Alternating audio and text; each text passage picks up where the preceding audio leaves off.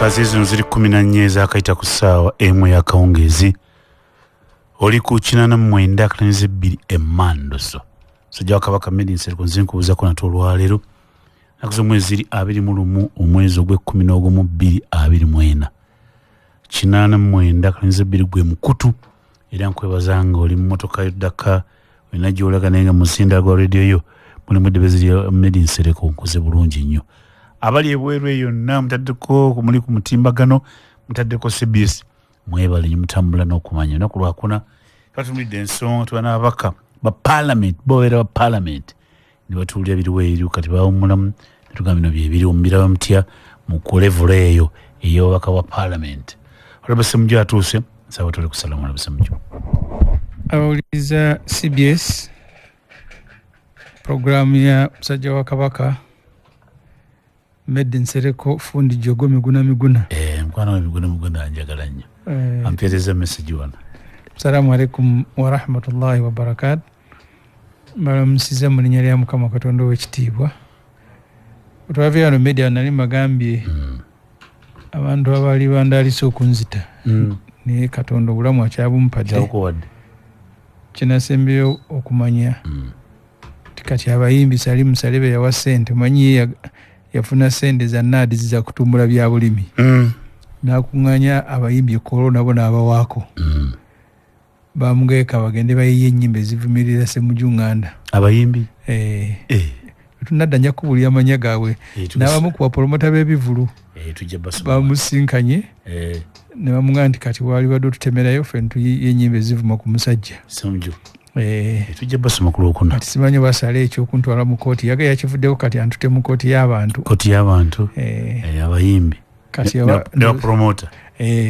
yabasinkanye ne bamugamba batemereyo okutema kweki nze olulimi lwamusirumanyi nze musajja mukadde okutemerayo kyeki nze manyi kuvuunike abawe ensimbi bakompozinga ennyimba ezivuma Semuju akulute mu kooti y'abantu era ezo naatera oziwulira otunala nja kubulya gye bamusinkanye ne baani ababaddeyo ne bamupromota kwaddeko ne bapromota ola mutambula butya okyalina omukisa bukyaliwo mukyaliwo naga nti kati ffe eddiini tewayagala kufa naye buli omu olina ate okulinda tebeekweka okulunda nga mbaga okufa tebakwekweka wansi wa kitanda yonna bakusangayo alimauti mba muli ono ngaga ni Museveni afudde nti abaddewa naye nga kukubalateka abaserikale bagoba abantu bamutuusaako bulabe agamanyi ga Katonda agamanyi ge teri yagasobola abakulembeze bafa olaba Magufuli Tanzania oyo yali w'amaanyi Magufuli ne basooka ne batya n'okulangirira nti afudde naye ng'afudde natugamba nti Kenya ku Tanzania ne embassy tulabyewo activities nga z'amaanyi fasooka tugambye yali Conrad Nkutu yakuliranga Monte Nkutu mumanyi nanga nti activities alayo ku Tanzania ne embassy Kenya kyayoka Magufuli mufu ninga nawe tebabika omukulu batyoka ne batya mulabanga atafudde nti abalina amaanyi mayitirivu nemutya ne musooka nga buli muntu yagoba ajja kuddawo mpaka mugenda okulaba nga takyanyeenya gy'osindika engalo gye zigwa naga atukirize suluhu eggwanga litegeeze ndi Magufuli mufu omukyala najja ategeeze eggwanga era weetegeke n'okulayira kati awo ge maanyi ga Katonda alimu otisizemu kuba luyiddayo tontwala Nabbi Musa bagamba yalwana naye oyo oddawa seka etunyumiza byo alimu otinga ekunonya olwagikuba oluyi Nabbi Musa yalwana nayo agatontwala koyo ate ye kuleka ekulabamu ere maana ekwetika Yasini kiwe waseka yasomesa alimauti waffe wasebuliba nekati bannaye mubako okona kutiro limauti ibwe ekutwala n'amaanyi go gonna neegalekawo olwowe mundu yona niko okusoma nti oga Magufuli yafuga amagye Tanzania naye bamukubira amasasi mu bbanga gamusiibule amasasi aganamukuuma tebaagakuba naye bakuba gamusiibula ekikuwa amaanyi ati ayerewe bwakapere bw'abantu amasasi gakulemye okukuma ng'oli mulamu ate bagakuba ogenda manyi nti n'okwakukuma abantu 18 19 ezakayita ku ssaawa emu eno mu kibuga Kampala Robert Ssemujju omwesimu w'ekira amaze okutuuka n'abajja tusanga Robert Ssemujju biri mu ggwanga bingi naye biri mu ggwanga ekibuutikidde ekwatibwa kwa Itaalikan Dr. Kizza Besigye ekyo tekikomye mu ambuliza kino ekya Besigye kikomye mu Uganda yokka kitambudde ensi yonna. Warren Kizza Besigye kifeefe yazaalibwa nga 22 Ogwokuna 1956 era n'akazibwako nnyo erya Kano Dr. Kizza Besigye musawo yennyini munawe yafuza ate nga yali gye tuyita military officer mu amagye agayitibwa Uganda People's Defence Forces yagawummula kitegezo n'afuuka civilian. Kizza Besigye okukwatibwa kwe kwabadde e Nairobi eyo mu apartment gyota Riverside apartment wamukwatidde bwe yabadde agenze okupanga omugenyi omukulu nga yali minisita w'ebyamateeka mu nsi eya Kenya yitibwa Martha Karua yadde amuyise naye teyatuuse. Ki ekibadde oluvannyuma lw'ekyo? Al Jazeera emulaze amawulisi ga wano, CNN ga America, BBC ga Bungereza, Voice of America byonna boogera ku Itaalikan Dr. Kizza Besigye. Nsobodde okufuna omuli agava e Kenya gagambye Uganda's Lina Mugalu gambye Uganda's Kizza Besigye kidnapped in Kenya taken to military court. Ssemujju kiwulira abekira abekasokoso bamuwambye e Kenya ne bamutwala mu kooti y'amagye e Kampala. gayitibwa aga Kenya ya Al Jazeera. Ampuliriza amalaga gano ga Daily Nation. Daily Nation agambye abductors playground nga babulira bekasokoso. Ekisaawe kyababuzaawo abantu. Ekisaawe ekyababuzaawo abantu. Kenya efuuse ekisaawe kyakubulizaamu bantu. Ono n'agamba the Standard, Kenya's new abduction theatre for foreigners. Nation yakiise ekisaawe. Nation weyawa. Daily Nation ni lupapula lwa Kenya. Lugambye lutya? Standard gemuli gombi agasinga okuba agamanye Kenya. Lisose lugambye lutya? Abductors playground. Ekisaawe Kenya efuuse ekisaawe kya kuwambiramu bantu. Standard n'agamba new abductions theatre for foreigners. Theatre gye muzanyira emizannyo. Bakayimbira. Kati ono agambye Kenya efuuse ekisaawe kya kuwambiramu bantu. Olina agamba nti eno theatre. No, Standard. Daily Nation n'agamba mpuliriza n'alaga baze bakwatibwa e Kenya n'agamba Ssemujju kankuweereze kaakano bikulaawo somera abatuliza nze sinagalo bindiza nziza empapa genda wawe nkuweereza kaliko Nation. Daily Nation mali kita graphics bogenda abantu babino tambule n'okumanya twogera ku Besigye ekikibala yafuuse mugazi ate muzito. Tuli mu ampuliza nze nkootinga mawulire Daily Nation genda mu etaddemu wansi aba listi ya Kenya be yakawamba. Waliwo bannansi ya Ttake omu ayitibwa Mustafa, omulala ayitibwa Hussein ye Syria ne Oztuluku Uzun ne Alpazan Taska abo abawambira Kenya. Ne mubaamu ne South Sudan ne bawamba waayo ne bagati bamutuseera Morisi Mobwa batuke ne bamutta n'afa. Mubaamu wa Rwanda Yusuf Ahmed Gasana bonna babawambira wa Kenya. Genda wana awalala. Ne mubaamu omusuubuzi wa Ethiopia bamuyita Samson. Ne mubaamu munnamawulire we Pakistani naye bamuwambira wa Al-Shad Sharif ate bamutira Kenya. Ne mubaamu abayindi nga bakugu mu by'okulonda Muhammad Zaid Sami, Zulfakir Ahmed Khan ne Nicodemus Mwania Mwangi. Abo nabo babawambidde Kenya. Ne balyoka bakubako ekifaananyi kinene ekya Besigye kungulu. Waliwo ya Miguna eyo gisome njikuwadde. Miguna agambye ati abo. Miguna mukwano gwo. Agambye so William Ruto abducted and forcibly took Kizza Besigye, a civilian visitor, to Uganda to be illegally detained in a military prison and tortured by tyrant Kaguta Museveni for fake crimes committed in Kenya, Greece and Switzerland.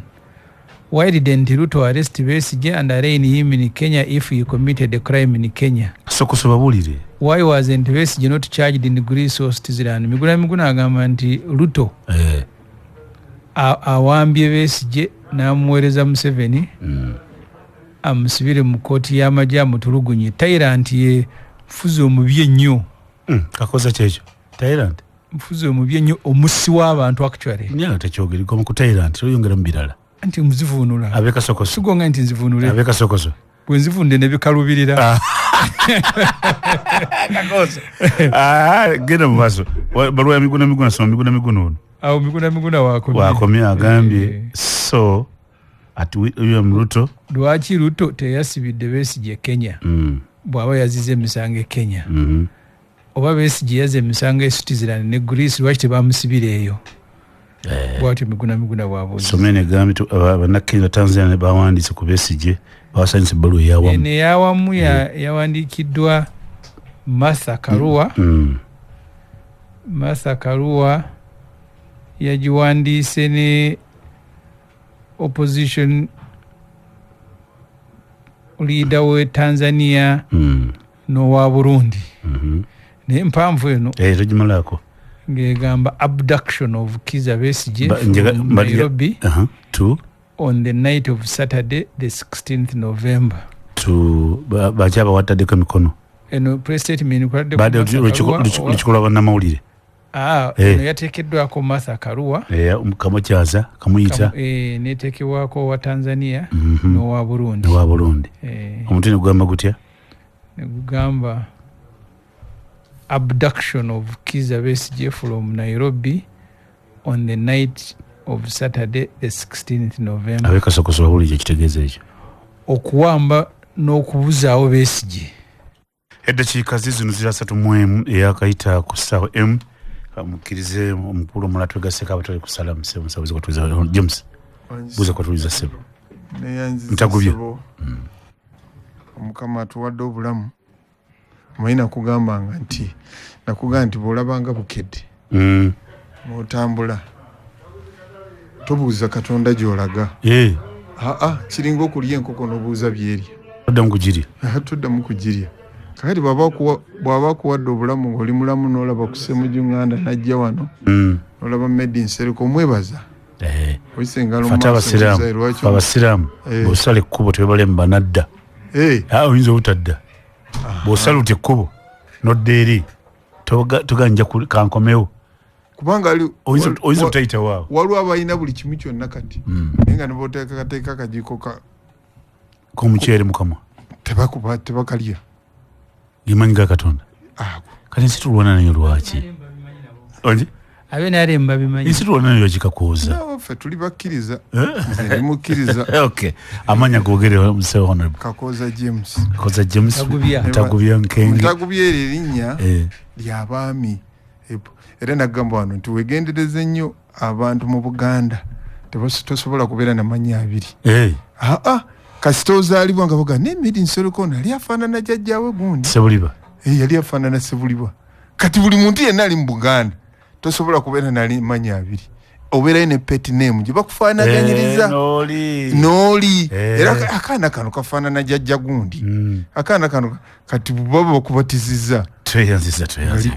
Asatu musatu zakayita ku ssaawa M. Fino tukosebwa akafuba n'akakwa akaleeta mu Kenenya kintu kiriko obusobozi bw'olina naye abantu abalinako obulemu bannaffe bafuna obuzibu bungi nnyo mu ngeri yofuna obujjanjabi. Kino kiva ku mbeera gye bafaananamu.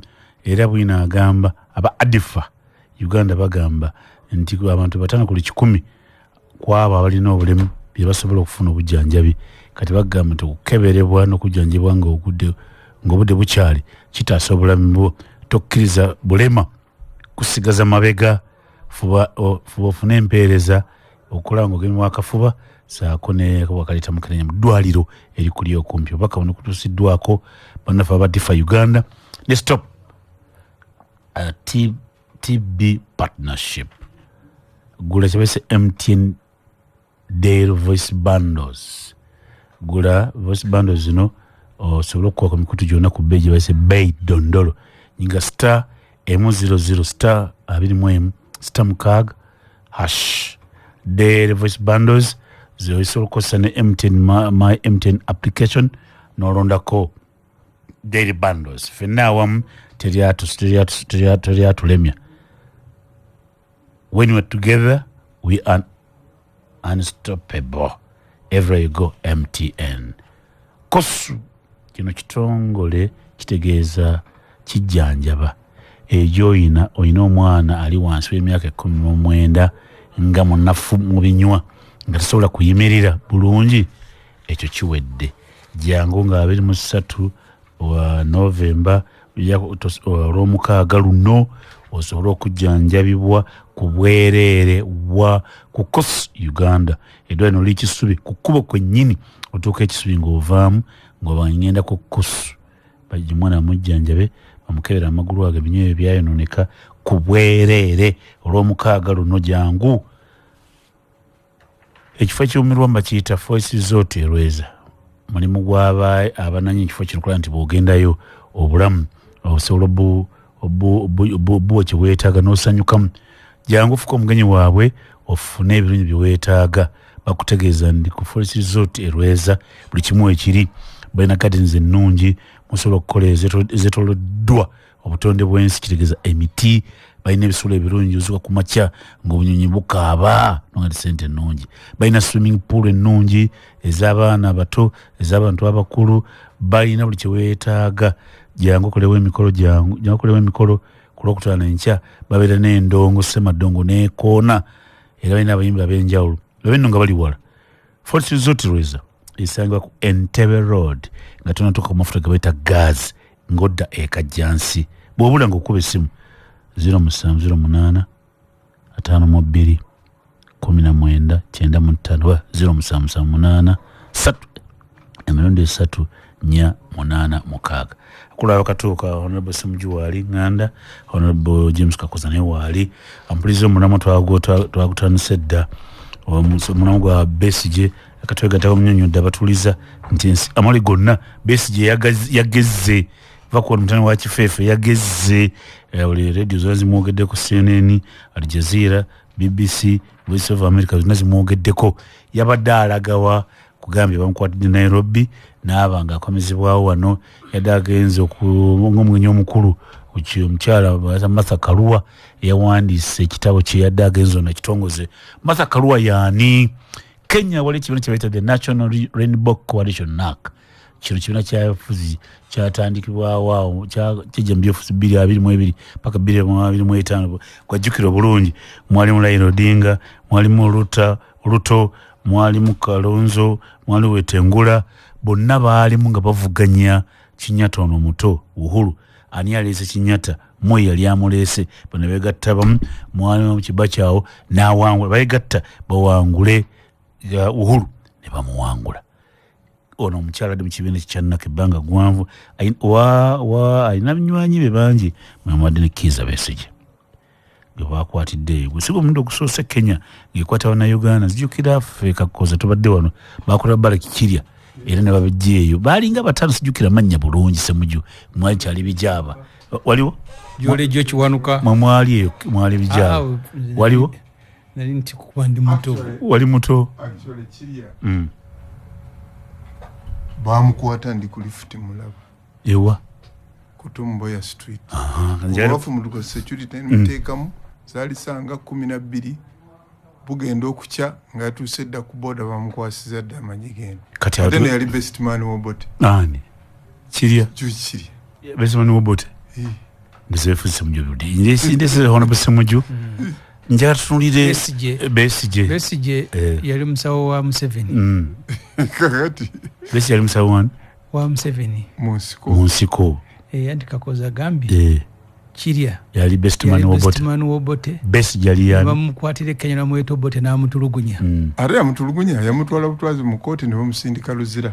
n'abeerayo mpaka gavumenti ate Luzira hoteri Luzira hoteri bamutwala mu kooti kati Besigye yali musawani yajanjabanga Museveni sijagenda nnyo mu ekyo Museveni yamukutte ali Luzira njala tutunulira ekifaananyi kigize basajja bakulu kino ekya Kenya wotoberedde okakoza ndaze abatuuliza Kenya abantu bezeekwata mwalimu abasudaani abapakisitaani abaethiopia kino kulebase munju kitegeeza ki mu nkolagana yeggwanga amaganga getulima ga East Africa enkolagana tubeereko bagazi tugende tubeere international kitegeeza ki kino ekwatibwa kwa Besigye kuba Besigye bamukute ne Lutale Ajobedi Lutale Kamulegeya omumu alina emyaka 67 Besigye alina 67 Lutale alina 65 babasanze ne pistol 2 mbu sina ukakafu naye njala kifaananyi kinene kino kitegeeza ki enkolagana ya Uganda n'amawanga agagyetoolodde okusooka olwaleero ngenze Luzira okulaba Dr. Besigye ne Ajobedi Kamulegeya Lutale. Besigye olw'okuba obulamu bwe bwamala ebweru ne mukomera almost bwenkana bw'omusanga Luzira katumusaasira olaba nga ataali ewaka kubanga kati Luzira awo Maxson musanzewo emirundi mingi nga bamusibye era si ye muntu ekkomera gwe lifootoora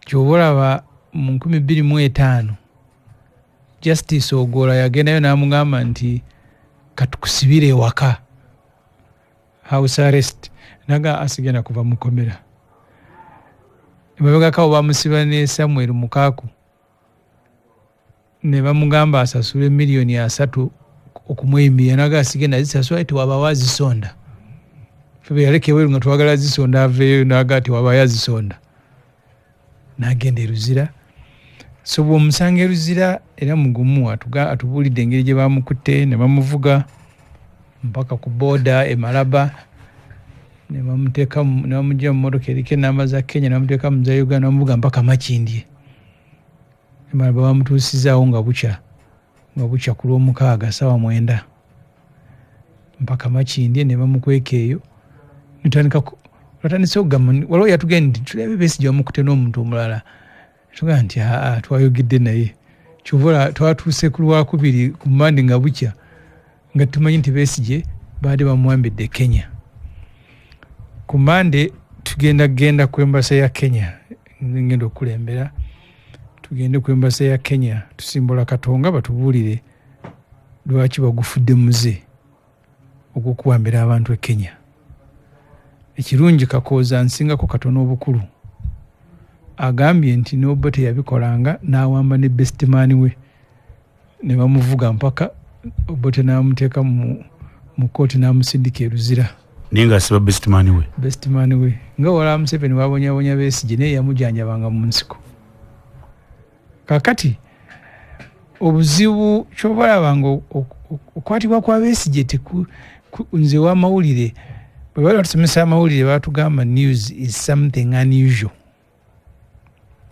Amawulire ekyo nakirwako nnyo lyabuuza what is the news nempaniko omukono something new something unusual bwana busekana ne machuwa byayogera ekintu ekitatera kubeerawo era butawe watubwanga batugambanga nti embwa bweruma omuntu si mawulire naye omuntu bwakyuka n'aluma embwa gakola mawulire. Kakati okusiba Besigye tegakyali mawulire igagano ngasanze kwa Aljazira okumuwamba Kenya kyekyakifudde ekyamawulire kubanga amateeka g'oyitiramu baalooya banyonyodde bangi bw'oba ogenda okuzza omuntu okumujja mu nsi endala wabeerawo emikolo mingi kyoba ne Jamiru Mukulu bwe baamukwatira Tanzania emikolo gyonna baamala kugikola ogenda mu kooti naye n'agamba temunzizaayo ne giggwa ne bamuleeta ne Besigye tewabaddewo omukolo nagumu gwakoleddwa bagenze Bugonzi we yabadde mu woteeri ne bamubaka ne bamukuba mu mmotoka ne bavuga ne bamuyisa ku immigration center ya Kenya ne ya Uganda nga olaba omuntu ne waba afudde Medi nze nagenda Entebbe nga tugenze okunona n'omulangira ekibuli atukulembedde mukama waffe tugenze okunona Sheikh Zubair Kayongo nga afudde kuva Tanzania ne batugamba nti ata olwokuba omuntu ajidde kati kanjite case nga banafa wala bajiyita olwokuba ajja bamubalanga mugugu eyawe biru bamala kusoka kumutwala eri nga kiriyalinga omugugu tibamubaweerawo naliwo nga zimpereza mawulire olaba n'omufu bamukiriyalinga ng'atuuse ku border point naye Besigye omulamu tebamukiriyalinze bamuyisiza ku immigration ye Kenya ne ya Uganda ne bamuyiwa mu motoka. So kino kyobuuziza kikulu olero olaba abantu bali okutandika okukyetegereza bw'ogenda Kenya oba onoonya bubudamu olwaleero oba olina byokolerayo manya nti Museveni yayingidde Kenya basobola okukubakira wonna oba mu katale oba wa ne bakuzza kyobola Besigye bamusanze ku apartment ng'ali mu meeting ng'agenda kuvaawo ne Ajobedi bagende mu dina bwebaba bakidde ababavuze mu kusooka babadde beefudde nga boogera Luswayiri balowooze nti banna Kenya. Ajobedi Tutale yaŋŋambye ndi mpaka omu yagambye kandi ng'ali ku ssimu lwe yategedde nti ono kandi Munyankole essimu na Kenya nagera twazze gye twamalidde nga tubagee kati lwaki mwebuzaabuza mwogere ddala Oluganda tubategeere. So Museveni kati alina amagye e Kenya era kati agende Kenya oteeka okwegendeza asobola n'okuttirayo wano ensi Rwanda yagenda netta omusajja yali nemutire South Africa era ne bafuna obutakkaanya ne South Africa bwali bw'amaanyi simanyi wakati bwakendeerako omulala bamulumba bamuwa obutwa n'atafa. Kati Museveni agenze eyo bano bola abali e Kenya bajja kutuuka bakuttire Kenya bagende Ssemujju abayaye bamukubidde Nairobi naye nga bakubye si bayaye security evudde Uganda. So n'olwekyo Munnayuganda yenna ali e Kenya ng'olimu ebyobufuzi n'ebyaki oteeka okwegendereza. Dr. Besigye bw'aba atambula mu nsi endala olumu atambula nayekka naye ku luno buli Katonda yategeka ebintu laba bwe yagenze ne Ajobedi kuba abamu kuti basoose ne basirika. Ajobedi angaye nti nga tujja kukuba bavuga ndemba nga tetumanyi oba tunaatuuka gye tulaga batugende tugenda Malaba naye nga bavuga ne bayimirira ne bapakingako kkubo ne basimbula tumanyi gye mulago oba munaatuuka nangakala n'atusaasya saa 9 ne tutuuka. Rwanda yafuna obutakkaanya ne South Africa lwa kugenda South Africa kugijooga nettirayo omuntu. Museveni ekizibu kyonna kye twasinze okufuna wano mu region abamulinaanye nze nagenda mu 2011 South Sudan ng'efuuse ensi inauguration ya South Sudan as a country. Olw'okuba Museveni yayambanga nnyo Bagaranga South Sudan yayingirayo nnyo era katabanguko kamukendeezaako. Ojjukira yali owa Shariat yali ani yafa Njuki Kanabi Njuki Njuki yali Kanabi omusango ogumu ku gye bamuvunaana yawandiika mu Shariat nga Rwanda bamaze okujjayo gavumenti bakagame bayingidde n'agamba nti Rwanda efuuse district ya 40 ya Uganda. Ebiseera ebyo nti bamanyi Uganda ng'erina district ya 39 naye n'awandiika nti Rwanda efuuse district ya 40 ne bamuvunaana omusango. Njuki yafiira luzira by the way nze okwerabira. Kati Museveni Kenya kino kitegeeza kisomjo kwenzija agifudde nga as if it is part of Uganda. Gyagenda n'akuwamba oba wagenze ne passport oba wagenzedde n'akuzza n'akukola kyayagala. So kati buli agende Kenya manya nti awo tutuuse. Obuzibu bwa kino mbadde njogera mu lukuŋŋaana lw'abamawulire bwe mbaddemu nsonyiwa ne kino nkirandukiremu nga magandi Museveni olwabeera n'enkolagana n'ensi endala olumu olina nnyo okubuuza ensi eyo yo Museveni awaayo ki alyoka abeere n'enkolagana eyo era bwena gy'okubanja egenda kubanja ki kubanga Congo bwe bagendayo okuggyako Mobutu Sese Seko ate ne baagala okuggyako Kabila gwe baali bataddeko bamaliriza babyeyo Golodi babyeyo Timba ne tugenda mu kooti y'ensi yonna naye tugamba omusango gutusinze katugenda kusasula Congo trillion shilling buli budget tuteekamu sente zisasula Congo. Gaddafi bw'ayamba Museveni ng'ali mu nsika alwana n'amuwa emmundu, Gaddafi olwajja n'atuweereza bbiiru naye nga atubanja sente emmundu zewa Museveni ng'ali mu nsiko. Katujese mukyo honorable ziri 8 zokka ezibulayo okuwera essaawa 2. Tulina honorable Ssemujju Nganda, honorable James Kakooza, nkyayina essuubi n'abalala bajja twegattako naye nkwebaza kuba nti oli ku mukutu. Tutunulidde kiki ekitegeeza ebiri e Kenya ebitabadde mulundi gusoose, kiki kitegeeza mu nsi fenye gye tuli mu East African Community, kiki kitegeeza abantu b'ensi emu bakwatira mu nsi endala. Ssemujju Nganda balina bakolako emikolo bazza, abantu bakolako mikolo. Tabula Properties Limited Company etunda amayumba n'ettaka zino za byapa ebyobwannannyini. Bakwanyula estate yaabwe empya eri Ganda eva ku $7,000,000. Balina endala eri Bukalango era bennyina ba Tabula Properties balina ettaka liri Luwunga, balina endala eri Nkoowe, eddala liri Namusera, Kikandwa, Oyena, Hoima Road. Eno bagenda Bombo lyeri yatandika ku 15 ne bakwata Masaka Road, ente Katene balina ettaka ba Tabula Properties. Amasannyalaze n'amazzi byonna weebiri. Ebbeeyi eyo gye batunda ettaka lyabwe ejja mu nsawo yo era lyakulima kulunda kuzimbako ennyumba estate zaabwe ennungi, amasannyalaze n'amazzi byonna weebiri. Jangu enasana ku masitoowa osobola okwekwata politimu bwangu kumanya ebisinga ku bessimu 070M 94 203 oba 070M 054 644. Okukomola abaami kirina omugaso mungi. Okukomola kukendeeza emikisa gy'okufuna siriimu ebitundu 610 abo be basawo. Okukendeeza emikisa gy'okulwala kookolo w'omumwa gwa nnabaana eri abakazi n'okutangira abasajja okulwala endwadde ez'obuka bw'obanga okumuddwa. Naye oteekwa okuba ng'oli waggulu emyaka 15 okudda waggulu. Kati bagambye batya? Bagambye genda mu ddwaliro Bukoma Nsimbi bajja kukomolerayo, e Butambala waliyo eddwaliro, Gomba gye bali, Kalagala baliyo eyo, e Kalungu baliyo, Kyotera gye bali, e Lwengo gye bali, Wakakooza erya Ntonde bali ku Lyantono General Hospital, ate Masaka gye bali Kiyumba, Masaka District bali Kyannamukaaka, Mpigi gye bali, Raka General Hospital, Sembabule Health Center 4, Kajjansi waffe Wakiso gye bali ne Wakiso Health Center. Baagala omwami oba omusajja wezze emyaka 15 okudda waggulu bw'okomolebwe. Basaba ssente eno bya bwereere free of charge.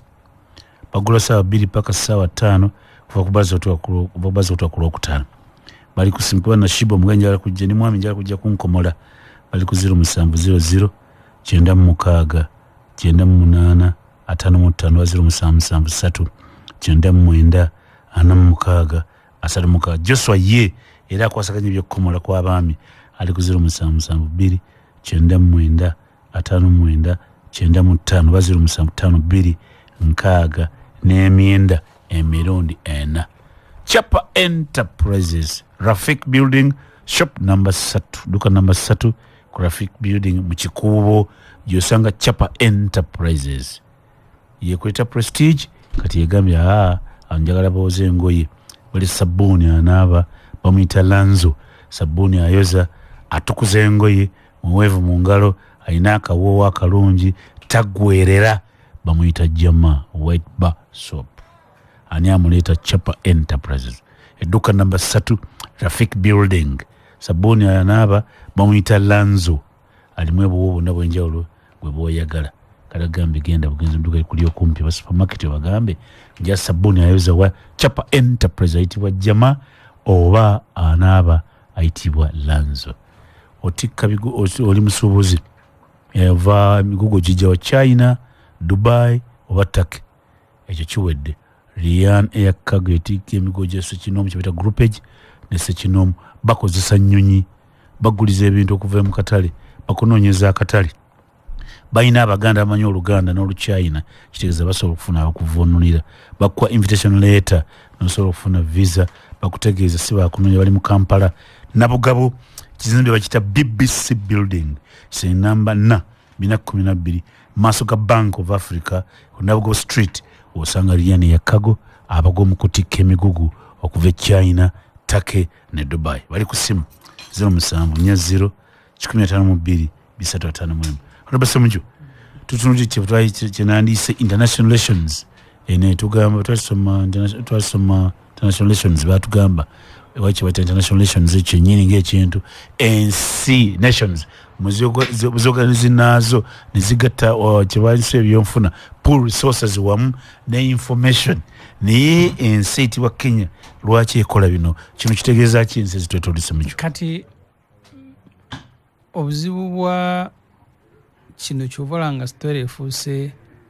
international nature buli lwemenya amateeka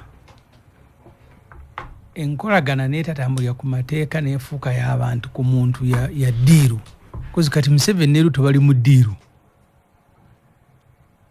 ekiseera kituuka ne mukisasulira bonyina okusanga ne bano baagenda kasabifuukanga enkolagana ekiteesaawo amateeka oli bw'abuuza nti wagoberera tteeka lyonna lino ne bwefuuka ddiiru kibuzibu bwe twasanga nga tugenze Kongo twagende Kongo nga ddiiru yakuwamba gavumenti wakomawo na golodi tukomawo na timba kati South Sudan ate Museveni atabangula nnyo ensi ezitulinaanye South Sudan mukugitabangula mwali kakati ne Kenya naye agiyingidde era abo ajirutalaga mtutekeka akabaani nabo tubatereka akabaani abe Kenya kwe olabe Tanzania Museveni yegendereza nnyo Tanzania ne Tanzania naye abagikulembera begendereza nnyo Tanzania ogifuulanga edabagambanga akatale kuba akatale tufuna invitation uyingira owino ne katale gayi ne kakoza yinga n'omulala Tanzania yaganda ogifuulanga akatale kyobola Museveni newe yali ajjayo Jamiru Mukulu yamala kugoberera mateeka Jamiru Mukulu n'agenda mu kooti ne mugamba nti abakutwale kati Museveni atandise okufuula Kenya nga bwe yafuula South Sudan yagenda South Sudan mu 2011 nga bafuuka ensi nga tuwanite mwanzo ga nti oba tuli Uganda buli hoteli gyogenda gyodeka amaje ga Uganda buli street gyotuka Uganda yebavuga ebyo kati Kenya kyeyolekedde Ruto kyagituttemu naye kireetawo obuzibu kubanga kati Ruto gyatwala Kenya emabega ka waliwo omuyekera wa M23 yali Kenya abakongo nga bamusaba Ruto nanga nti no mugenyi wa Kenya mumutwala wa bukyatuuse ku besi yage mutwale katebereze nkyanga tutuuse Katonda atusaasidde Museveni tumusiibudde ekirungi kya Kenya nti tuyinza okusanga nga Ruto takomyewo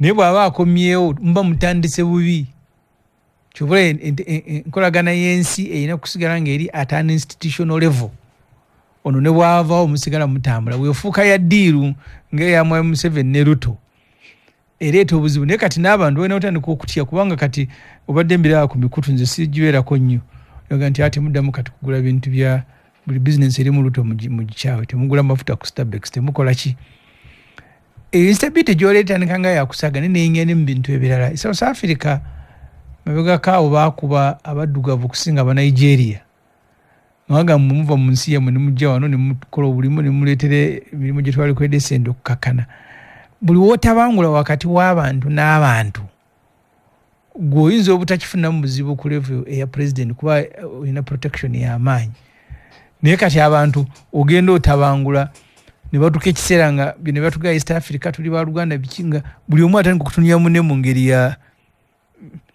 ya suspicion ya kubuusabuusa kati Museveni gyatutte abantu abadde bali mu kubaganya ebirowoozo ku kutambula kw'abantu kono kakooza memba wa Parliament ya East Africa yaki kimupisiza tukiikirira mu Uganda kimpisiza kakoozo eno mu movement z'abantu n'ebintu baali baavaayo kati nga balina kututwala kutandika kukozesa sente emu balina kutandisa kututwala kukozesa custom union yoyo single market tuze mu by'abantu kubanga bwembeera ngende Kenya nga seetaaga visa nintukayo Museveni namba kananziza katulina kuddayo wali sefute y'abantu okutambula okuva mu nsi eno okudda mu ndala oba tugenze kola bya busuubuzi oba buli muntu atandika okwekengera. Some geopolitics kitegeeza ki? Geopolitics. Geos kiva mu geography. Politics. Ebyobufuzi by'omu kitundu. By'omu kitundu. Kyembadde njagala ekyo oddeko malirize. Kati ebyobufuzi byano obuntu teeyo. I hope abawuliriza bajja kukigoberera bulungi. Musajja amuyita Mukwaya Aaron yatusomesa nge Makerere diplomacy and consulate. N'atugamba nti ekizibu kyonna ekisanga ensi ezifugwa bannakyemalira munda aba talinamu internal legitimacy. Abantu beero bafuga naye nga tebakwagala, naye ng'obafuga kaakati ate n'ebweru waazo ne zibeera nga zirinayo okutya kuba zirinaanye. Abakulinaanye nabo batya nti Besigye bayinza okugenda e Kenya ne bamala ne bakolayo omukwano ne bajja ne bannona. Kati zibeera mu kumagaamaga. Ensi zibeera mu kumagaamaga, kyekitwala Museveni ali Sudaani, ali Congo akola nguudo, ali mukola ki. Olw'okuba wano munda amanyi nti abantu atereeza gy'anaddukira gy'anaafuna emirembe. Ate okubanga e Kenya ayinayo emikwano. In fact nakyogeranga wano olunyeka nkiddemu olwaleero. Museveni bwe yagamba ba Kano Taban Kyabende yafa, James Kazini yafa, Kashaka Steven Waali nga bamusibula entebe yakajja mu buyinza agenda ebweru, nti okuwangalira mu bukulembeze olina okuba nga abakulinaanye emikwano gyo. Kwolwo yamenya ensi Tanzania, South Africa, Bungereza, America n'endala. Kati Museveni kyakola niwe kino akitegesa kutwala ssente Congo, kuzitwala wa Ruto, kola kikutekayo basirikale kuyamba Ruto. Kuba Ruto ennaku zino abantu bwe beekalakaasa Ruto Kenya okwawukana ne Uganda, ebitongole bya gavumenti e Kenya si by'abantu, nti kino kyova Kinyatta yaliko yali tayagala Ruto awangule ne bagezaako akalulu okasazaamu. Naye olw'okuba ekitongole si kya pulezidenti abeerako ni kigaana kyabonekera commission n'agaana nedda ssebo Ruto awangudde. Kati ne byatuuka nga abantu beekalakaasa nga Ruto tasobola kulagira amagye ndi mubakube bonna nga Museveni bw'alagirwa mubase mbamalewo. Kati Ruto kwe kusalawo ajje ewa munywanyi we Museveni alina amagye nga gagenda famire, omwana yagakulira Muganda we Sale bakulira amagye gano, ne bw'oba opangisa teweetaagisa meeting okubira bukubizi Sale tusindikireyo battalion. Kyovula kati e Kenya bayingira Ruto kati munda naye yafuna takyalina legitimacy. Kati ono yamwazikako kubikola. Kati kitabangudde wano region. Museveni mutabanguzi wa region eno mwetuli. Kigwa kite kino weford eriki kati kyentandikirako akalu kalengera kaako kyentandikirako kyali tandikano Dr. Kizza Besigye. Yes. Olw'okuba tebalina musango bamuvunaana baleese omusango nga n'omwana owa Nasale tasobola guleeta. N'oyimirira mu kooti ne kamera zonna zijjule noga nti Besigye agala kujjako gavumenti ne pisto 2 n'amasasi 8 n'Abedi Lutale alinga nze ate sinze nakola mukyaka emundu wewanjigiriza nsobola okukwata ku trigger. Twakola natwala Masaka kuteeka. Lwali kuteeka Masaka bano. Twakolera lw'abantu. Target. Lw'abantu. Yabasomesa. At least nino oyimirira mu nsi. Nino Bedi obuwangwa nejjuzo. Siberanga ko yadde omuscout. Namulabe mu kooti y'amagye. Kati kino kyobuuza kiggwerawa? Yeye embeera okutwala abasivile mu kooti z'amagye. Ekyo kati ekyo anti bw'onaaba mutwala mu kooti eya bulijjo n'osomayo emisango bwegityo n'omulamuzi naye bw'aba si mugumu ayinza n'okusekera mu kooti. Omulamuzi naye kati otwala mu y'amagye kubanga abasirikale oda no oda baba nga robot. Bamugamba saluti nga n'asalute batamugandiza wansi tazza. Kati kugende yo Freeman Mugabe nga amateeka tegamukwatako kubanga kooti buli wozituuka mu kooti batandika na jurisdiction. Ekyo kooti buli emu ena weekoma okulamula. Bozzi omusango oguziza kira tebasobola kutwala Nakawa bakutwala magistrate mpaka lwagenda nga bakwongerayo. Bw'oguzza e Masaka kyova olaba Alan Sewanyana ne Segirinya emisango gye bavunaana baga bagiddiza Masaka ne bavuga okuva wano mpaka Masaka. Kitegeeza kooti semujugwe mundaba y'ebintu lwaki Besigye tebamuvunaanidde Kenya anti teyalina musango gwazizza bo tebagulabye tegwabaddewo abalamuzi beeyunga tegwabaddewo ate Kenya tebalinga Kenya ebintu byononese ne mulimu ebisigala nga bikyakola tujja kutwala Besigye mu kooti e Kenya wagenda nti Besigye musanze ne pisito nga tazirina ekyo mu Uganda gye bakikolera kanzije Honorable James Kakoza gwino muzindaalo enkola ekyakibuzo kyali kyekimu kitegeeza ki mu region wano geopolitics international relations na waliwo akatabo kanabya ka Uganda agasi akalukumwe nankaga mu 3 February nga Obote Kenyatta ne Nyerere by then kuliko ne Prime Minister wa Somalia kakati one of the pillars zibali baagala mu East African Community yali esooka yali ba citizens okutambula nga amawanga gegasa banansi ekyokubiri yali strategic security intervention mu mawanga ganasatu nga kibaagala okukola nti bw'obeera olina obulabe owasse mujungana n'oddukira ewange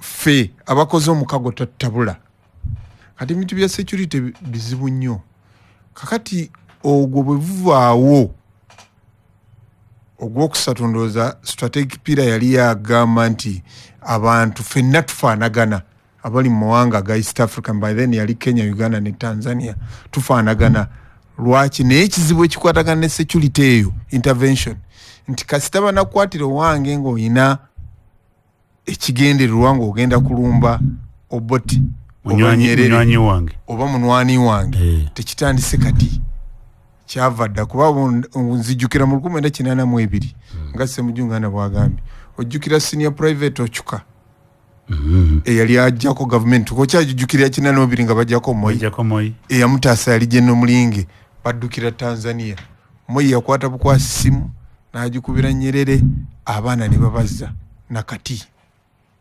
tibalabikanga that means ekintu ekikwatagana ne security mu mawanga omukago kati bwe twali baddeemu okukola protocol eno oba tweete eya 1999 nga bazzaawo omukago gwonna ekisooka mu byonna nzijukira bulungi baali bakola customs union mu parliament twayisa ratification ya protocols ku bintu ebikwatagana ne security abantu okubeera nti batambula mu manga gano ag'omukago okusharinga information eyo protocol bagikola bano ba president nga baddamu ekinda mu ne mu tweet mu eri provision ega nti tulina okusharinga information made in Sereko bwagenda wakakooza ng'ebintu byagenda okukolera esi bituufu sigaye nti oba bituufu naye bwe mpulira nti abagenda okukolagana nga bwolaba bagambye nti basooka genda Sweden okugambye Switzerland bagenda Greece ekyeyagambye nti baba ina information ekukwatako kuba nzijukira siga nti kituufu naye bo intelligence zaabwe ne security ebeemanyi kubanga bw'ogoberera ebibadde bibeerawo mu biseera byonna nga bw'ogambye kirya George kirya Obote yamukwata Kenya nemuleeta nemukola ki nemuzzawo ne bamuteeka ku boda nga Honorable Ssemujjubwa ngambye yaggwera luzira ekintu kyesikiriziganya nakyo nti ffenna tuli wano n'abali mu kkomera gye bali naye ekirungi kyabyo nti beetaaga okutwalibwa mu kooti bapuruvingibwe ebyo bituufu oba si bituufu fe abantu tumanye nti kituufu oba si kituufu naye ate omuntu si byaffe wano si byaffe naye ate ekirala nze kyesikiriziganya nakyo omanyi wali omulema tokola ki toweterawo luno afunyizawo ngalo Honorable Besigye abadde lunywe yagamba nti tulina okukwatagana naki okuggyako obuyinza obuliko obutayita mu kalulu oba enkya oba leero kakati wali omulema bwenkugaye tofunyira ate ekyokubiri gavumenti zino zonna zolaba ze tulimu mwami Mbedi it's a fact nti ne bw'obeera gwe ng'omuntu akulayirira buli kaseera lazima omuntu oba olina okukwekengera singa bakwata nga weesanze nti mulimu ebikolobero byoteeka ebigenda okujja ku government. That means buli bwolaga wonna baba bakola ki baba bakwekengera. Kakati ekintu ekikwatagana ne security okudda okugamba nti ate tudde mu ntalo awo government yemanyi era yina okuprovinga ate ba president bonna bakabeera ba commander in chief. Kugendi Nyerere yakwata ba senior private ochuka ne munne n'abazaawa kati ba president si bano ba sharing information nga bamanyi nti security within the region omuntu agezaako okugitabangula kikiri muganda wange Ssemujunganda kyagambye nti president y'omu state emu yagenda South Africa n'amanya ye yafuna ate intelligence eriyo n'alumba n'agenda n'akuba abantu baye. Ekirungi nze kyensaba nti abantu abo baproving ensi nti biba bakwatidde byaki byamazima babaleete mu kooti olwo ensi lwejja okumanya n'ekintu kikwata ne security si kyangu ekyangu kyonyiza ekintu kirekera kwa birala bya kooti omuntu atali w'amagye mutwala mu kooti y'amagye bwekyogerako kyo. Of course court ya pronouncing itself about a civilian okubatwala yali ruling yani yali constitutional court ndozi naye ate mu book statute bwe zibeera nga tezamendingibwanga bali baba kyalina opportunity in this case kubanga section 19 Michael Kabaziguruka bamuvunaana nti adagala kutta Museveni ne bamutwala mu court martial. That was the ruling. N'agenda mu constitutional court ne bafulumya judgment basibya nti bakirizibwa kuwolezebwa mu court y'amagye. Government ne appealinga mu Supreme Court tebagusala naye bwe yalaba nga gujja gisinga neguwummuzaayo kati wawunyidde tebagusala. Anti si n'ekirala kye nnalabye mu legislation nti court ne bwekola pronouncement nga principal act teri amended omuntu aba asigala akozesa opportunity eyo mu eyo section okutwala mu anti asobola. Yes, because you see what happened. Abasobola. Double statement. Kubanga honorable James kanjiddemu nti court ne bata amending that principal act eryo ne sigala ku book statute bwe bityo kuba legislation iyo ne amending asobola okukozesa opportunity eyo olw'okuba nti balooya they know it bo bakimanyi osobola okukozesa omukisa ogwo. Exactly, that's why bali tebanasala bali basala ne pronouncing ati mulina okuamendinga amateeka gabeere bwe gati nga bagamba nti kuddamu okulondesa bwe muba mukola elections act eya 1721 bino bye mulina okugobera naye bwe kisigala ku book statute nga bwe kiri mu tteeka nga tebakyamendinze bano Bassemujunganda tebakyamendinze oli asobola okukozesa omukisa ogwo n'abeera nga akyakutwalira mu kawaayirako. Exactly. Kambuze lukwago wano owuliriza CBS FM Emanduso radio y'abavubuka b'omulembe Omutebi. Edakiika zino Honorable Kakoza sources of law including a court eyo kituufu musajja bakulu samujusi ekyo kituufu anti jurisdiction za arms of government the arms of government ziri ssatu nti court interpreting amateeka court interpreting amateeka naye ate tekola mateeka. Judge Kakoza kati agenze mu luzungu judgment za court mateeka bamala ku amendinga that principal act era bw'oba olaba section bagamba nti mugijjeewo eri mu 15 bajireeta mu parliament bajamendinga actually tebagamba nti mugijjeewo kasita bagamba nti eri narrow and void ebevuddewo eyo section ebevuddewo naye kasita batajamendinga ne bona obuuza lawyer yenna ne bw'oba tojamendinze kasita court egamba narrow and void biwedde. If you don't remove it from the book statute ojja kubuuza bonna bakola legislation muntu akozesa akawalira ako nasigala nga kyakutwaliramu maybe kankubira lukwagwana mbuli kati yes oyo kati ajja kubuulira but for me in legislation abantu bonna mu constitution nga bweri abantu abakola amateeka be bamemba ba parliament irrigation ye arms of government kali kansigaddemu kali nti kooti yasalawo nti yes naye bano tebakyusanga tebakola ki bano tebameninga nga principal act eyo Lord Mayor wanje sebo jebaleko sebo dale nawe jebale muganda oli buterevu ku CBS tubaye kakauzo badoka mbote yamu kwagawulira mbadde mbuuza nti mbadde njogera bwenti sebo olina katono semuju Kakoza agambye mugamba yao Kakoza agamba nti kooti bwesazaamu section muteeka tevaawo nti mpaka nga parliament emaze kwameninga kakozanga muswaza leta wanji legislator abadde yebbanga eddene esebo n'atamanya nti ssemateeka alambika bulungi nnyo ekintu nti kooti kasiteegamba nti eno section nfu aweebera efiiridde kino kireesera okuba nti basiviliani mukwano gwo kiza besi ali mu kooti y'amagye nti yagawumula kyemudembuza honorable Kakoza kyavudde addamu ekyo konze kambuuza eruulo vulo kyeyali kyali mutaasizzaamu akatonotono esebo bwe kugamba nti Owinyi-Dollo yafulumya interim order egamba nti judgment ya lower court eya constitutional court egireereka okukola okutuusa nga bamaliriza apiiru ya Attorney General giwuliriza kati Owinyi-Dollo nga chief justice n'atuulira apiiru ewezezza kumpi emyaka 3 ng'eri eyo tewulirwanga apiiru kubanga omusango gwa Kabaziguluka constitutional court bwe yamala ogusalawo ogwa Kabaziguluka kooti etaputa ssemateeka n'egamba nti okutwayi provision eri mu UPDF Act eya 2005 egamba nti civilians basobola okubatwayinga mu kooti y'amagye singa bakusanga n'ekintu kyonna ekyekuusa ku magye. Gavumenti yakola apiiru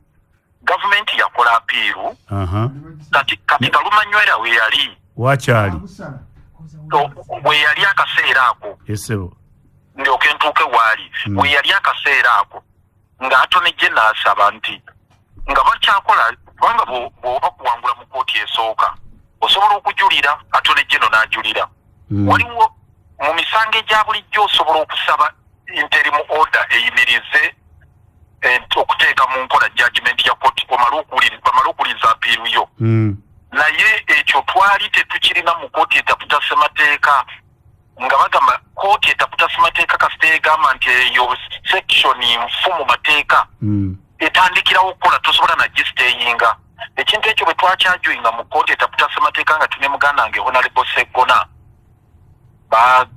Owinyi-Dollo n'aleeta ekipya ekyo kyeyali ekwasiza oyo n'agamba nti kale tuyimiriza judgment eyo egireereka okukola okutuusa nga apiiru ewedde n'afulumya interim order of stay nga kiwanuka Attorney General yasabye kakati Owinyi-Dollo kye yakola beesanga nga tebalina we basazaamu judgment ya kooti eyasooka eyayimiriza ebya General Court Martial okukozesa abasivilian n'asalawo okutuulira fayiro n'okutuusa olwaleero tukonkonye ku luggi lwa Owinyi-Dollo fikisinga omusango fikisinga apiiru Owinyi-Dollo yagaana mu mateeka tewali interim order yina kusukka myezi 6 naye kati eno interim order gye beekwasa ya myaka 3 gye tuva tugamba nti nayo yaggwako naye mwami Kakoza singa badde wakupalakupalanya ako ke yali ekwasiza nti waliwo interim order gye baaweetalira kiseera naye mu mateeka terina kusukka myezi 6 eno eri myaka 3 nayo yennyini yaggwako yeexpiringa omusango gwonna bagwapiiringa Kakoza buuza omusango gwonna bagwapiiringa bagwapiiringa omusango gwonna bagwapiiringa judgment gy'obasaze mu lwa kooti eba ekyakola judgment evaawo okutuusa nga kooti ekyo nalirowoozezza kiri elementary kiri basic ntikabadde akitegeera judgment esigalawo okutuusa kooti eyawaggulu ng'egisazizaamu kankuleke Lord Mayor njakuddamu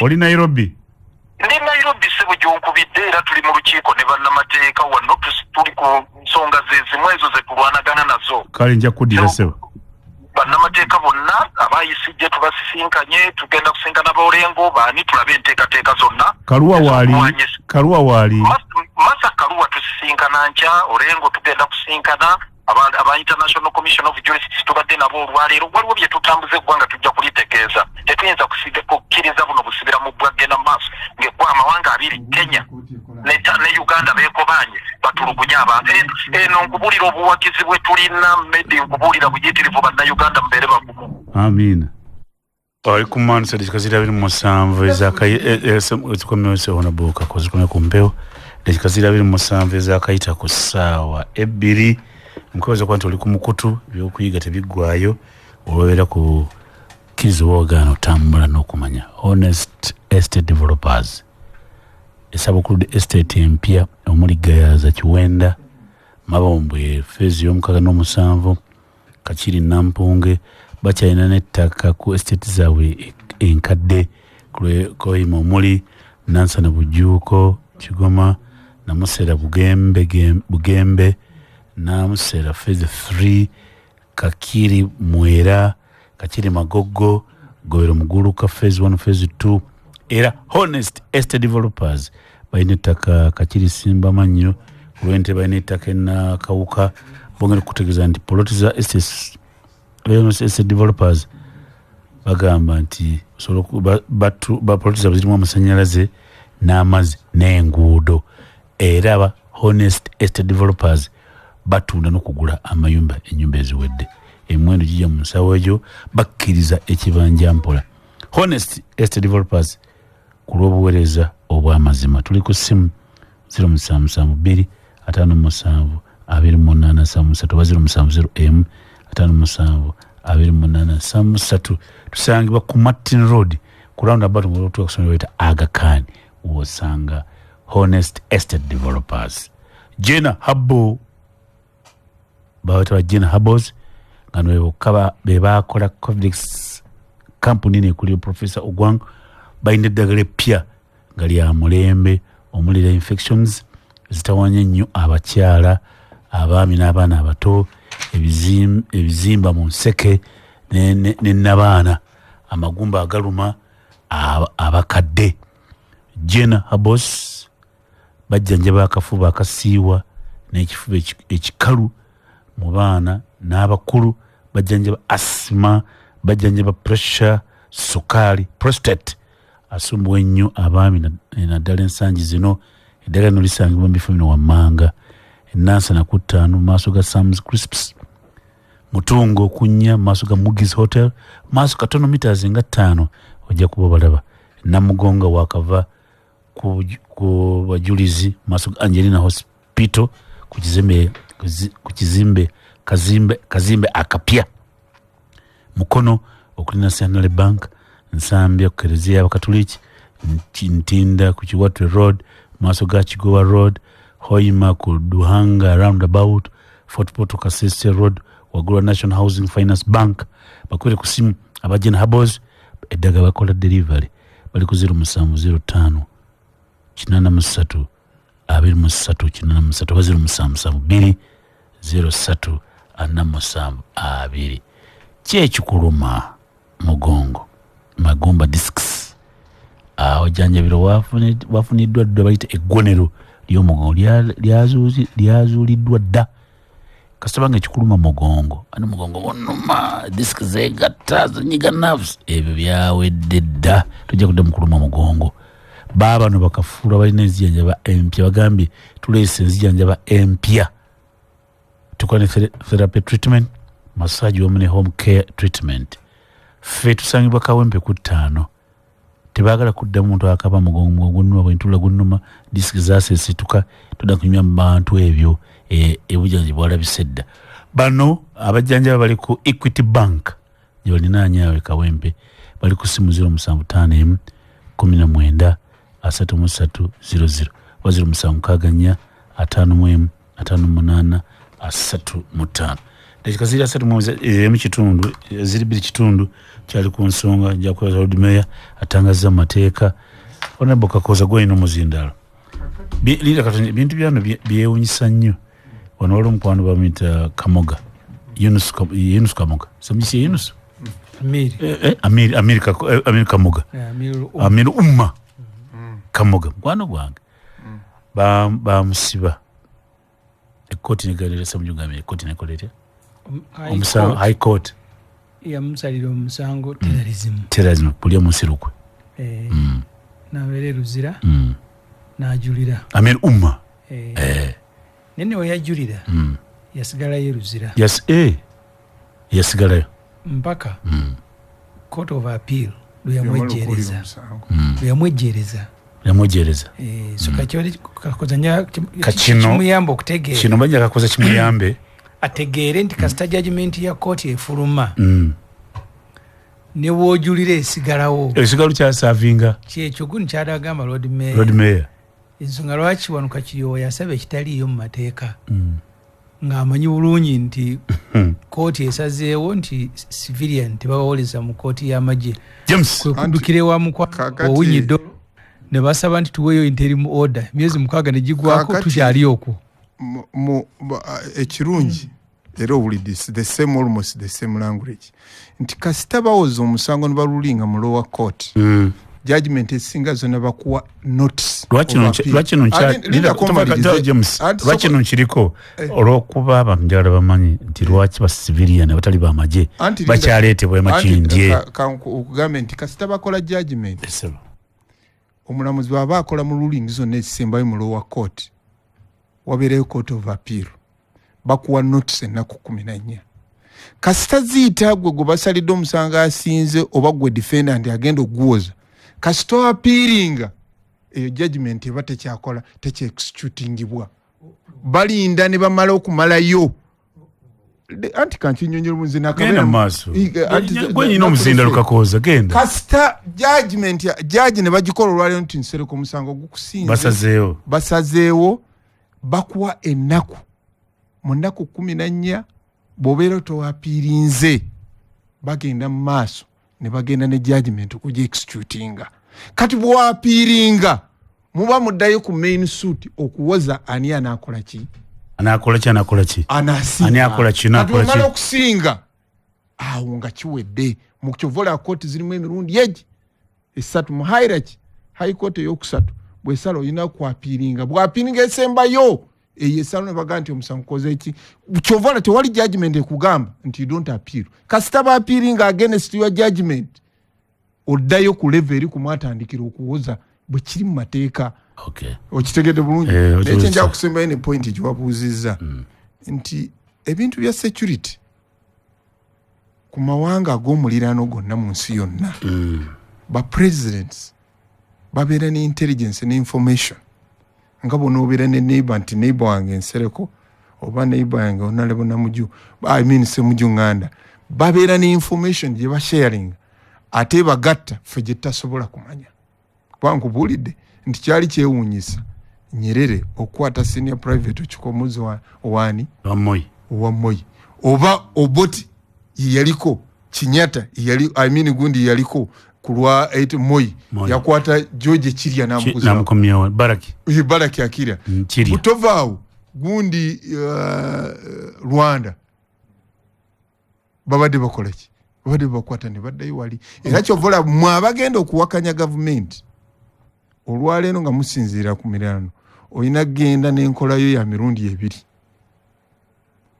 nti oyinza okugenda okuyiga engo okugiyiga nekujjamu amaaso n'ogenda ng'oli muzibe so oyina okwegendeza nze nali Rufiji mwite tu mu Kenya wait anti nja kubira nali Rufiji mwite tu abantu bonna Obote yabanoonyanga okubakwata okubazaawa ne Museveni yennyini nga bamunoonya okumukwata okumuzaawa ne government yali emanyi wali so please nze sikiriza na muntu aga nti agenda kutandika kutuza mu lutalo ekyokubiri government bebe ekutta omuntu ne mutwala mu court nze am comfortable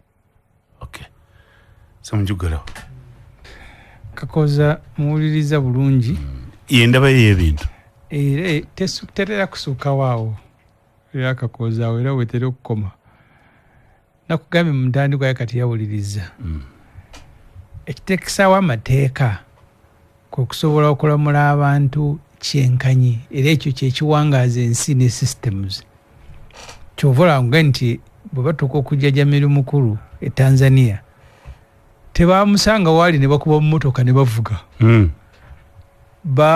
bagenda mu kooti e Kenya bw'oba ojjayo omuntu egwe twadde ne looyo omu ng'atunnyonnyola nti e Kenya owandiikira cabinet secretary bw'omuwandiikira n'agamba nti oyo muntu wayitawo wiiki 2 nga tebannakuleeta ate bateeka okuba owandiise n'owana ensonga lwaki omuntu omwagala. Omanyi abantu b'NRM kye bansanyuza oli twali mu paalamenti nga twogera ku bumenyi bw'amateeka n'okutyobola eddembe ly'obuntu nga mbabuulira nti basibye abantu baffe 36 kuva e Kisumu aba FDC agayaalima kati mwoganira bwereere namwe mubadde mukomera bana ab'NRM baali badde mukomera ba MPs ojjukira ne Museveni yaziye ng'agamba nti mugyewo okweyimirira kati nabo singa bakyali eyo kati Kakooza byeyekwekamu agambe mbu bapulezidenti bawuliziganya pulezidenti tatekwa kumenya mateeka ne bw'aba ina intelligence ya ku mwezi ekikufu pulezidenti ogoberera mateeka singa Besigye yabadde aziza omusango ne bamuvunaana wano nga yadduse ekikwewuunyisa ku bya Besigye biri interesting simanyi Kakooza katamanyi Besigye olaba ne Museveni bwe yawandiika ebbaluwa ng'ali South Africa n'agamba okomawo nga wandikira Moses Ali tugenda kuvunaana Besigye yadda. Besigye yavudde Kampala ku Lwomukaaga n'atuuka e Nairobi ku lunaku lwe lumu ne bamuzza n'obuuza lwaki tebamukwatidde wano nga tannagenda. And I can assure you Besigye yadda ajja kudda kuba twayita ne meeting ku Monday naye kaakati gavumenti bw'ogiwolereza era nsabirira nnyo Katonda mpeeyo ku bulamu ndabeeko Kakooza kubanga abawolereza gavumenti yeno nanki ngambye yagambye nti gavumenti ziwuliziganya obumenyi bw'amateeka tebufuula pulezidenti okumenya amateeka tekikufuula mutuufu nti olwokuba oli pulezidenti sinze sinnabagamba nti politics drives the law naye law does not drive politics kwekwatanga ebintu ng'omwana omuto ate nkubuulira nti amateeka bw'oneeyigiriza okwatanga ebintu amateeka kasita gatuuka ku security ne politics nayingiramu at least ku kitabo kya Professor Nsimambi kya political science yagamba nti politics bwayingira mu kintu kiba tekiwuliza n'amateeka kati Kakooza nze ekyanga akimaze agenti politics bwayingira mu kintu tuwadde mukugoberera amateeka kakati kyalina kyenyongerako agenti kati politics yakola eddakiika ziri 2 zokka ezibala okubeera essaawa 3 mu Kakozi zikomye ku mpewo amusimu gyatuuka ne nzijukira ebyali yali ggulu Kasiyano wadde bamusanga ne Mondo yali Arua Kasiyano wadde bamusanga ne Mondo Bobi Wine teyayina ne bavuna na Bobi Wine bamusanze ne Mondo ate ayina Mondo ate yabaga nti yino njirina tebamuvunaana ekitegeeza ki Kakooza akinyonyodde nti amateeka bagavaako dda bali ku byabufuzi Kasiyano agamba nze buno njirina ye bawanga ati gwe toyina Muhoozi Kainerugaba Kasiyano wadde Mondo ye yayina license Muhoozi Kainerugaba bw'obeera naye ng'olina license mu 2022 ani Muhoozi oba yali July 15 Ruto n'awangula Luto bwawangula Muhoozi n'agamba nti yadde ayagala mukulu we amuyita mukulu we Uhuru Kenyatta afuga ekisanja ekyokusatu n'agamba naye mbwe Kenya mubiri awo mugamba mbu constitution rule of law ewaffe tebikola eno revolution ewabewa wano kitaye walamula yagamba atya yagamba nti Uhuru walifuza ekisanja ekyokusatu ate wali kiwangudde n'okiwangula nti naye mbu Kenya mugenda ne mugamba mbu constitution rule of law fe waffe revolution yekola kiki ekyo revolution nti eno tetukozesa mateeka sebuju eddaki wangi kakati muganda wange Semujunganda nonya ku computer ndayerabidde nti ye waali buli nsi eriko history yaayo buli nsi erina ebyayo erina history bali ku mateeka ffe tuli ku revolution no ekyokubiri kasitobeera nti ensi ina history gye wagijja ne weeri ne weeyagala gwe ng'oyagala okujjawo bazeeyo eri emabega tebayinza kukkiriza. Eddakiika ziri 18 zibulayo kwera essaawa esatu. Human Resource Managers Association. Human Resource Managers Association of Uganda kutegekedde annual Human Resource Conference esookedde ddala ku mulamwa enabling employee experience for more productivity. Human Resource Conference yakubeera ku Serena hotel nga 27 n'okutuuka ddala nga 29. Zino z'ensonga lwaki tolina kusubwa lukuŋŋaana luno. Twakubeera bajja kubeera n'aboogezi ab'enjawulo abanaakuwa obubaka okuzzaamu amaanyi n'okuyamba okumanya ebipya mu ntambuza y'emirimu. Human Resource Managers Association nga 27 November mujja kubaamu kye bayise workshops ez'enjawulo wamu n'emisomo. Ojja kusobola networking okolagana ne banno ne professionals abasoba mu 10. Bandi bambi wandibaddewo era kutegeeza jangu obeerewo tuyita abantu ab'enjawulo nga human resource managers, human resource practitioners, chief executives, managers, CFOs n'abala bangi okujja okwetaba mu human resource conference eno. Okubeera delegate osasula sente zino wammanga. Bw'obeera member wa human resource osasula $1.5 million. Oyo atali member wa association eno ojja kusasula akadde kamu $8,000. Bwe mujjanga ekitongole mugenda kusalirwako sente. Nebasinga tuvudde mu delegates, tuvudde mu CBS, tuli 5 bajja basirako 10%. Mu kiro ekya 29 tujja kuyozaayoza n'ebirabo abakozi obulungi mu buweereza bwabwe mu bitongole by'enjawulo nga tuyita mu awards zitumiddwa Human Resource Reveal Awards. Banyibisinga ku besimu eri 02009392. Okusoma kikulu nnyo. Somo lino somesa abaana b'obuwala n'abalenzi basomesa arts and sciences kuva ku senior ku senior y'omukaaga. Bajja kutandika okuwandiisa abaana mu December ono nga December 24. Essomero lina computer ne labo ejjudde obulungi, balina labo ejjudde, bafa nnyo ku by'emizannyo n'ebyenjigiriza, balina abasomesa bakugu nnyo. Essomero liyitibwa Exodus College School. Lisangibwa ku miles 4 kilometers 4 ng'ovudde wakiso mu town. Kati bajja kutandika okuwandiisa abaana nga December 24. Ku bessimu kumanya ebisingawo 0700 43 Banki emaze emyaka 5 eddu bagita I&M. Bajja kuza emyaka 50. Bagambye mwakosa bagaba kadi zaabwe nnyingi bana visa card credit card ne bajja bayita Mastercard. Bagagwa yina Mastercard yino musegulu tugulabanga bakwongereddeko ebirungo ebirala envendeerwa. Bw'oboogera mu nsi eziyitibwa Schengen oteka insurance yaabwe bakwe ku meza insurance zaabwere. I&M banki eno ng'ejja kuza emyaka 50 egambye ndi esaliddwako ku hoteli zaabwe za Serena Group. Si ekyo kyokka bagambye esaliddwako ebitundu 25 buli 10 buli lw'ogola ebintu ku Jumia. Ulira bongedde okugamba nti eno banka yo ng'okosa kadi zaayo ena bingi bijja okukola. Bagambye ate erina kye bayise digital pod kino digital pod esangibwa ku Kingdom.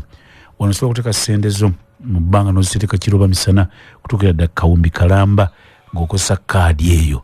Tosimba teeka ssente n'emira Kawumbi Kalamba akadi n'okakuba mu kifuba wano n'otambula, oba mu Kaleega n'otambula ng'olina Kawumbi Kalamba wano ku kaadi yo. Banki eno eyitibwa I&M erungamizibwa ekitongole kya Bank of Uganda. Ssente z'abakasitoma zirabirirwa ekitongole ekiyitibwa Deposit Protection Fund okutuuka ku bukadde 10. Kampala Road kweriisa Uganda House Society eriko Uganda House ojejjera ba banki eyo. Ate bw'ogenda Kabulagala mu maaso ga Shell ojja gisangayo n'ebintu ebirala bingi ojja gisanga banki eno. Kala zaayo za bbulu ne kyeru. I&M ejja kuza emyaka 45. Kumanda nyongera kwebaza kwantu oli ku mukutu bintu batunyonyodde bulungi mbadde ndaba ne PDF Act egamba kasaba kusanga n'ebyambalo 17 bakozesa mu kkooti y'amagye. Kino baakiri waliwo abasajja ba Wembule Mama mbabaze ne baleeta ekintu kino kakana balifudde etteeka eddakiika ziri 12 zilokola essaawa 3 kandi bali ku simu. Halo Sebuliba wangi. Salamu alaikum warahmatullahi wabarakatuh. Alaikum salam sebo. Ono muzukwana mu Amale Mahadi. Agamba ki? Alhamdulillah seba abakambala musiza semujju sebo nkwebaza byonna byoteka ku ggwange tofaali. Teka kuza ebintu waliwo ngampasozi ebintu ebimu byagamavu. Omuntu atamanyi amwesinisa. Kubanga kakoza nti mwe mwonoonye eggwanga lyaffe kakoza ogendako ekkenya eyo n'olaba bannakenya ebyobufuzi bebikwata nti omuntu oba oyagala eggwanga lyo oyogera ekintu kirwakuba eri olyayo oba bakuulira bakama abo neyogera amazima nti amazima gali kufuula ow'eddembe era kakoza ndi kusanga mu kkubo ndikwebaza nti kakoza oyogera amazima wadde bakama abo tebakakola ki naye kakoza sebo. Hello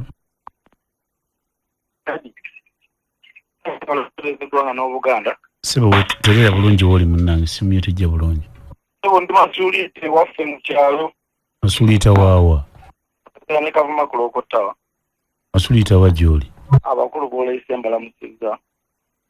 Naye zentula wansi oli n'avaayo buledi ennene wakiri yandibadde ku bulediyo obutono buno. N'avaayo n'agamba nti omuntu wa bulijjo takkirizibwa kwolezebwa mu kkooti y'amagye. Ng'ate tubalaba gye mubatwala. Dr. Kizza Besigye yavaayo n'agamba nti awummudde amagye. Ne munne gwe yabadde neetakira mu kumakya na training amagye. Naye twawalabye nga mubatadde mu kkooti y'emagye. We neebuuliza kkooti zino endala ezaffe tezirina buvunaanyizibwa. Okay, tuyanziza kibuuzo. Halo Sebo webali kuweereza. Sebo webali kuwuliriza. Amannya nze Haji Makolo Kavuma. Sebo. Neebaza nnyo Honorable Semujju. Erodi Meya gy'ali okubaganya ensonga n'atulungamya. Sebo. Ate naawe kulisaayo nakulengedde ku kkooti nga munnamawulire. Mpola. Okulondoola. Omanyi ffe gwe Dr. Besigye ayinza okuba yava mu kiti ky'okuba omunnabyabufuzi n'aba mukwano gwo paasono. Besigye mukwano gwe ng'omuntu. Naye nnina ennaku n'ennyiike bw'owulira ebigambo mukulu Kakooza by'ayogera ng'abyogera amanyidde ddala ku mutima amanyi kirala.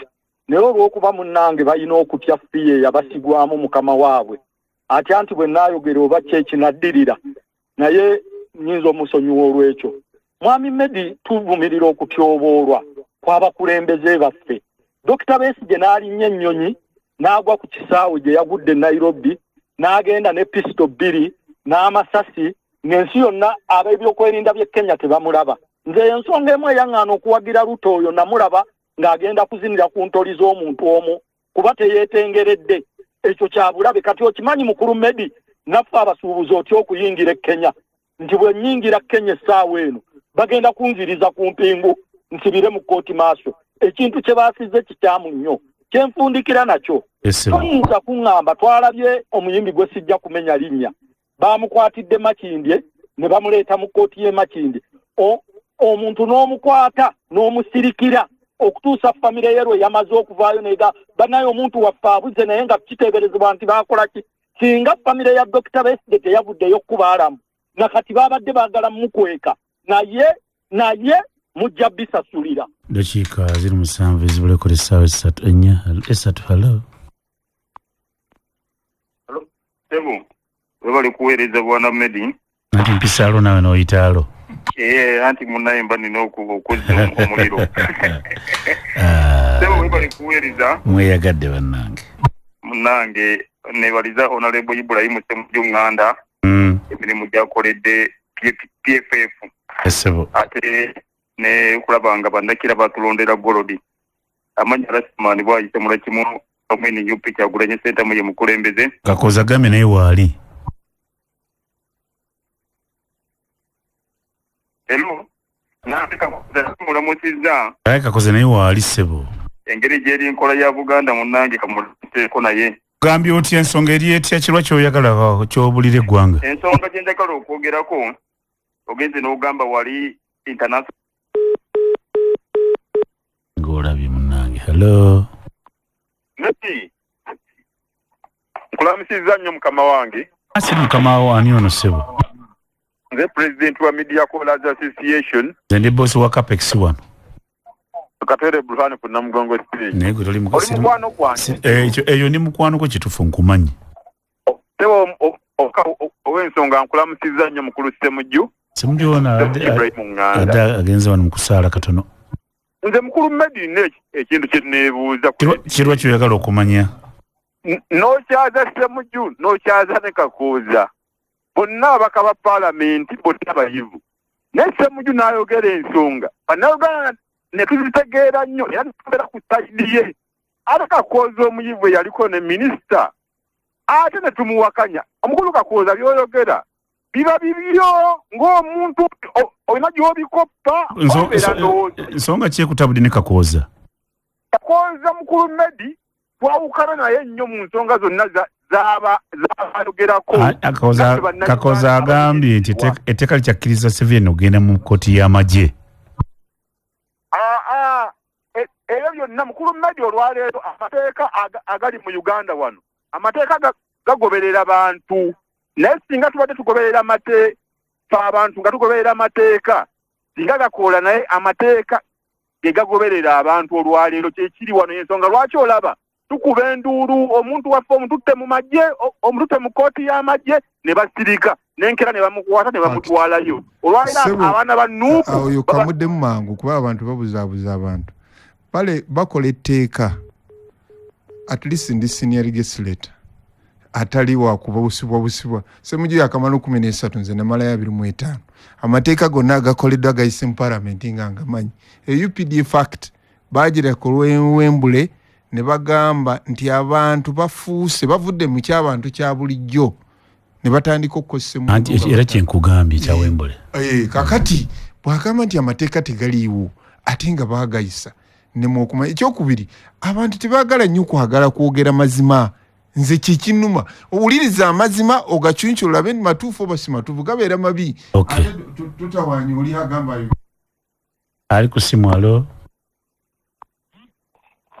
Lubakyoya. Yesebo. Kasoke nebaze Honorable Ssemujju byonna byayogedde era abantu b'Ekira municipality mondo omutuufu Ssemujju. Ne mwami Kakooza simanyi oba muno mu nsi obaddemu nazo Lubakyoya wembaddemu ti abasajja babadde wano Juma Butabika yalinga okuudi Kampala siyabadde n'abamaanyi Maria Mungu naye ensegane nekyuka mu ngeri yaayo ddala Lubakyoya muyina ebuuza nze nga bwe nkimanyi Besigye Mujega ogende Kenya atandikirawo obuyeekera kakimanyi munyi nno Ruto okufuna obukulembeze obwekimpatiira amaanyi gava wano President Museveni abadde awamagezi Ruto akyuse ekkomo ku bisanja nga kimanyi bulungi nga Besigye akimanyi ngaze Lubakyoya bwenkimanyi abavuba bagenda Kenya bagaanyi Besigye abona agende akwate obukulembeze ng'ayita Kenya ew'omusajja gwamenya mukwano gwono nga kimu kiri wano nga kimu Ruto kyanyaze Kenya bonna biri wano nga tubimanyi bulungi naye Lubakyoya nga mmaliriza ensi mu maaso abali baawo bagenda kulaba Uganda bwenyuma nga bali mu ssanyu bwekiba ng'omuntu omupresident Museveni East Africa agifudde yiye ove wano ogende olamule Kenya omale okulamula Kenya oteekawo n'amagye gago ng'ogyeyo abantu bajje bakwate oyo Ruto byakola singa giwunya naddukira mu nsi Uganda erimu Mufuzi Ssemujju oba mulala ye aliba atya toyanzikira Lubakyoya.